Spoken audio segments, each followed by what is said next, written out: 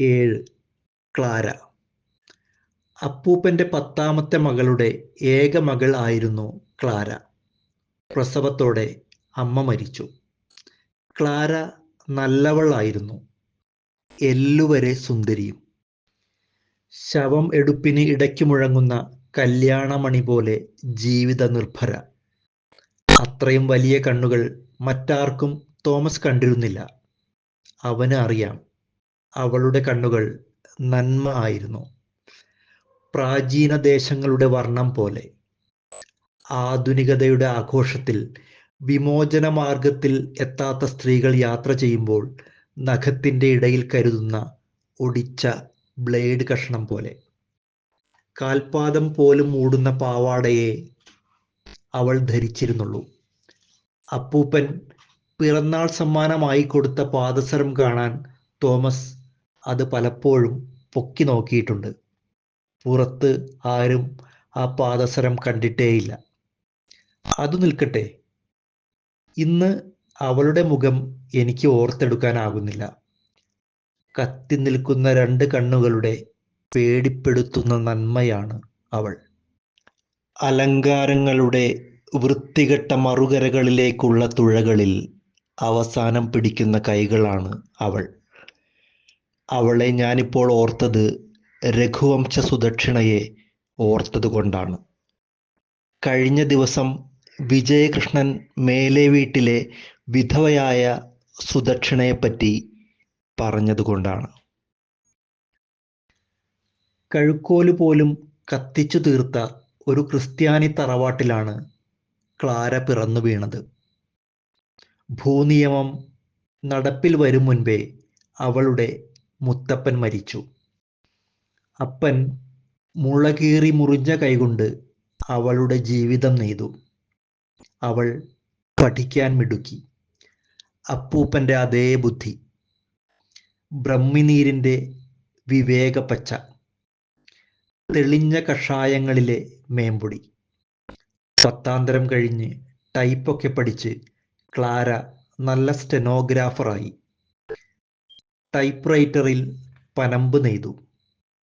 ആദ്യ ശമ്പള ദിവസം മുതൽ കുര്യൻ പനമ്പ് നെയ്ത്തു നിർത്തി വിശ്രമം നെയ്തു. 8 മാസമേ ക്ലാര നെയ്ത്തു തുടർന്നുള്ളൂ. ബോംബെ നഗരത്തിലെ ഏതോ ബ്രിട്ടീഷ് കമ്പനിയിൽ ജോലിയുള്ള അലക്സ് അവളെ ചേർത്തു ജീവിതം നെയ്തു. അവർ ഒരുമിച്ച് മധുവിധു നെയ്തു. 7 ചന്ദ്രമാസങ്ങൾ. എണ്ണങ്ങൾക്ക് അതീതയായി അവൾ ഒറ്റയ്ക്ക് തിരിച്ചു വന്നു. അളികൾ അകന്നകന്ന് മുറിഞ്ഞ് സമ്പാദ്യങ്ങൾ താഴേക്കു ചോർന്നു തീർന്ന് പനമ്പു കച്ചവടം നഷ്ടത്തിലായി. അലക്സ് മരിച്ചത് പട്ടിണി കൊണ്ടോ പ്രകൃതിക്ഷോഭം കൊണ്ടോ ആയുധം കൊണ്ടോ അല്ലായിരുന്നു, വെറും രോഗം കൊണ്ട്. മുഖം നോക്കിയല്ല രോഗം വരുന്നത്. കള്ളനാണയം തകർത്ത ആഘോഷങ്ങളുടെ തറ പറ്റിക്കുന്ന വിനിമയങ്ങൾക്കിടയിൽ കുറെ കരച്ചിൽ, കുറെ പ്രാർത്ഥന, കുറെ നൊവേന. ക്ലാര വീണ്ടും ടൈപ്പിസ്റ്റായി. നെയ്ത്തുവേല യന്ത്രം കൊണ്ട് തുടർന്നു. പുതിയ ഓഫീസർ വേണുനാഥലോലൻ കാതിൽ അവനെ ഊതി തുടങ്ങി. നാദം പിശകാണ് എന്ന് അവൾ അറിഞ്ഞു. വികാരി അച്ഛൻ്റെ ഉപദേശത്തിന് പല കമ്പനികളുടെ സ്പ്രേ അടിച്ച നാറ്റം. എന്തു ചെയ്യാം, അപ്പൻ മരിച്ചിരുന്നു, അമ്മ ജീവിച്ചിട്ടേയില്ല. കഷ്ടം. നാട്ടുകാരുടെ പെരുന്നാൾ ആഘോഷം പാറി. വികാരി അച്ഛൻ കുർബാന തുടർന്നു. അല്പം തുണി ചുറ്റിയ പടക്കം പോലെ ഓഫീസറുടെ ഭാര്യ പൊട്ടിത്തെറിച്ചു. അപ്പോഴും എനിക്ക് ക്ലാരയെ അറിയാമായിരുന്നു. കുത്തുന്ന സൂചിയുടെ മുന, ബ്ലേഡ് കൊണ്ടുള്ള നഖക്ഷാത്രം, കണ്ണുകൾ പോലെ 2 തുള്ളി ജീവിതം. മഹാകാവ്യകാലങ്ങൾ തീർന്നല്ലോ, കാൽപ്പനിക വിലാപം പൊലിഞ്ഞല്ലോ. ഓ, എനിക്ക് ക്ലാരയെ അറിയാം. ഷൂസിൻ്റെ വള്ളി പൊട്ടിയ ദിവസമാണ് പിന്നീട് അവളുടെ കാലുകൾ കണ്ടത്. ഞാൻ ക്രീമുകളുടെ പേരുകൾ ഓർത്തു. ഓരോ വടുവിനും ഓരോ കമ്പനി വീതം. പക്ഷേ ക്ലാര നല്ലവളായിരുന്നു. വള്ളി പൊട്ടിയ ഷൂസിന്റെ ഇടയിൽ കൂടി തെളിഞ്ഞു കാണുന്ന പാദസരത്തിന്റെ നന്മ പോലെ അവളുടെ ആത്മഹത്യ പ്രകാശം വിതറുന്നു. കണ്ണുകൾ പോലെ, ബ്ലേഡിന്റെ മൂർച്ച പോലെ.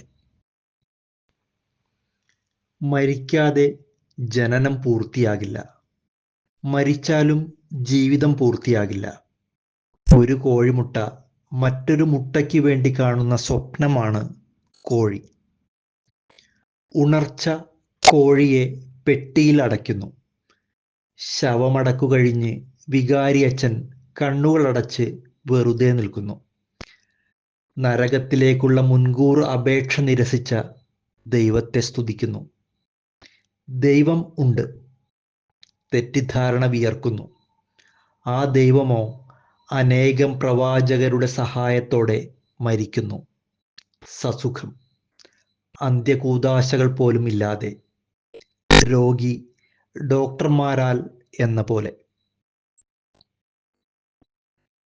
അപ്പൂപ്പന് അതൊന്നും അറിയില്ല. അപ്പൂപ്പന്മാർക്ക് പലതും അറിയില്ല. മരിച്ചു പോകുന്നവർ ഒന്നും അറിയാതെ മരിച്ചു പോകുന്നു.